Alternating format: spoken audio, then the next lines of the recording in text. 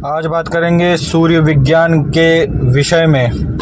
मित्रों, यह बात शायद ही किसी को पता हो कि इस संसार में जितना भी ज्ञान पाया जाता है, चाहे वह तंत्र का ज्ञान हो, चाहे वह वैदिक ज्ञान हो या कोई भी दिव्य शक्तियों का ज्ञान हो, यह सभी ज्ञान भगवान सूर्य के लोक से होकर आता है।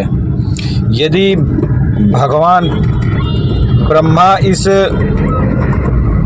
किसी भी ज्ञान को यदि हमें देना चाहते हैं तो वह ज्ञान सर्वप्रथम भगवान सूर्य देव के लोक में आता है और वहीं से फिर होकर धरती लोक पर किसी न किसी साधक के माध्यम से या कहें कि किसी संत के माध्यम से ज्ञान को पूरे संसार में प्रचलित किया जाता है। यानी कि जितनी भी हमारे सनातन धर्म में दिव्य साधनाएं हैं, दिव्य अनुभव पाए गए हैं या दैवीय लोक में किस प्रकार से आप घूम सकते हैं, किस साधना के माध्यम से घूम सकते हैं। यहाँ पर मैं बड़ी बड़ी साधनाओं की बात कर रहा हूँ। जैसे सब लोग जानते ही होंगे कि एक बहुत ही विशेष साधक थे आज से 10 साल पहले, जिनका नाम नारायण दत्त श्रीमाली जी था। उनके पास जितना भी ज्ञान था मित्रों, और उन्हीं के जैसे जितने भी संत हैं, जितने भी महर्षि हैं, हमारे पौराणिक देवी देवता जितने भी थे और जितने भी हमारे ब्रह्म ऋषि रहे हैं, इन सभी के पास जो ज्ञान प्राप्त हुआ वह भगवान सूर्य देव के ही द्वारा दिया गया है।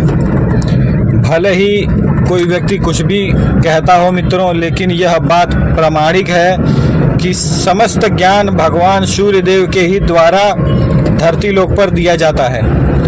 किसी न किसी माध्यम से किसी व्यक्ति के मस्तिष्क में स्वयं ही उस ज्ञान को दे दिया जाता है, या तो किसी को साधनाओं के द्वारा वह ज्ञान दिया जाता है और किसी को कई प्रकार से। देवी देवताओं के विषय में हम बात नहीं कर सकते कि वह किस प्रकार से ज्ञान देते हैं, लेकिन जहाँ तक मेरा अनुभव रहा है, आपके मस्तिष्क में स्वयं ही वह ज्ञान प्रदान कर देते हैं यदि आप एक साधक हैं। और इसी प्रकार से सूर्य विज्ञान भी कार्य करता है। तो मित्रों, सूर्य विज्ञान कोई छोटा विज्ञान नहीं। आप जैसा कि जान सकते हैं कि एक धर्म था जो कि भगवान सूर्य देव की ही आराधना करता था, और वो उसका नाम इजिप्ट के जो धर्म थे, जो कि आज इस समय में लुप्त हो चुके हैं। इजिप्ट के लोग मित्रों पौराणिक काल में यह बात सभी को मालूम है कि सूर्य उपासना ही करते थे, और भगवान सूर्य देव के ही उपासना के कारण उन्हें दिव्य ज्ञान प्राप्त था। उनके ज्ञान के विषय में हम बात नहीं कर सकते कि उन्हें किस किस प्रकार का ज्ञान प्राप्त था, लेकिन मित्रों यहाँ तक मैं आपको बताना चाहूँगा मेरे अनुभव के हिसाब से कि इजिप्ट के जो पौराणिक लोग थे, जो सूर्य भगवान की आराधना किया करते थे, वे लोग इस प्रकार का ज्ञान रखते थे कि वे स्वयं ही देवी देवताओं से बात किया करते थे प्रत्यक्ष। इस प्रकार का कोई ना कोई उनकी साधनाएं हुआ करती थी, उनकी आराधना पद्धति हुआ करती थी, जो कि ध्यान के माध्यम से देखा गया है।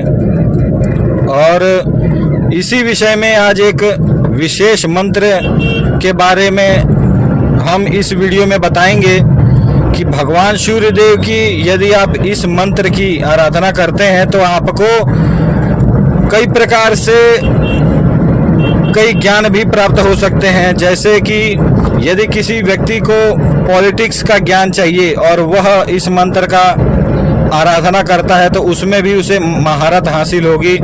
और इस मंत्र का एक और फायदा है कि आपका सूर्य जो है वह मजबूत होने लगता है कुंडली में। यदि किसी व्यक्ति को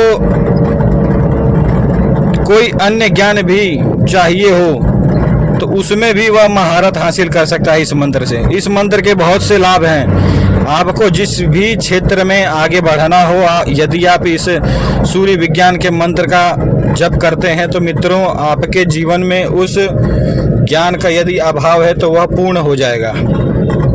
आप किसी ना किसी माध्यम से उस ज्ञान को प्राप्त कर लेंगे और उसमें सक्षम हो जाएंगे। यदि कोई व्यक्ति साधना करना चाहता है और उसे दिव्य साधनाएं भी चाहिए तो भी यह मंत्र उसे वह ज्ञान प्रदान करता है। और तो और यदि कोई व्यक्ति इस मंत्र को सिद्ध कर लेता है तो वह सूर्य लोक में जाकर, जिस प्रकार भगवान हनुमान जी ने भगवान सूर्यदेव से दीक्षा प्राप्त की थी और उन्होंने संपूर्ण ज्ञान प्राप्त किया था, उस प्रकार से भी आप भगवान सूर्यदेव के लोक में जाकर उनसे ज्ञान प्राप्त कर सकते हैं। लेकिन इस मंत्र को सिद्ध करना कोई आसान खेल नहीं है। इस मंत्र को इस वीडियो में मैं दे रहा हूं, लेकिन इसका जो साधना पद्धति है इसके लिए मैं अलग से एक वीडियो बनाऊंगा। तो सूर्य विज्ञान सीखने के लिए मित्रों मेरे चैनल से जुड़े रहें। धन्यवाद।